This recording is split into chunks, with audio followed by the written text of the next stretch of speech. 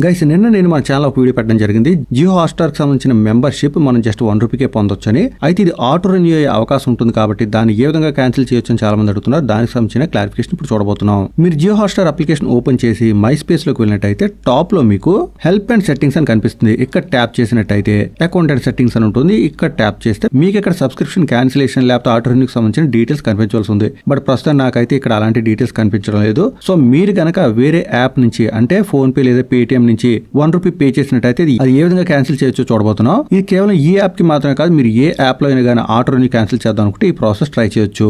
First అయితే నేను Paytm application open చేశాను. ఓపెన్ చేసిన తర్వాత ప్రొఫైల్ ఐకాన్ దగ్గర ట్యాప్ చేస్తే మనకి ఈ విధంగా చాలా మెనూ ఆప్షన్స్ వస్తాయి. ఇందులో ఒకటి యూపీఐ అండ్ పేమెంట్ సెట్టింగ్స్ అని ఉంటుంది. ఇది ఓపెన్ చేసినట్టయితే చాలా ఆప్షన్స్ వస్తాయి. బట్ మీరు కొంచెం కిందకి స్క్రాల్ చేసినట్టయితే మీకు ఒక చోట ఆటోమేటిక్ పేమెంట్స్ అని ఉంటుంది. ఇక్కడ ట్యాప్ చేస్తే చాలు మీ ఆటో పేమెంట్స్ సంబంధించి డీటెయిల్స్ అన్ని కూడా కనిపిస్తాయి. ఎగ్జాంపుల్ చూడండి, ఇక్కడ యాపిల్ సర్వీస్ అంటూ ఒకటి కనిపిస్తుంది. సో ఈ విధంగా మీకు జియో హాట్‌స్టార్ కి సంబంధించిన ఏవైనా ఆటో పేమెంట్స్ కనిపించే అవకాశం ఉంది. మీరు సింపుల్ గా అక్కడ ట్యాప్ చేసి క్యాన్సిల్ చేసుకునే ఆప్షన్ కూడా ఉంటుంది. ఇది పేటిఎం లో. ఫోన్ పే ఎలా ఉంటుంది ఇప్పుడు చూద్దాం.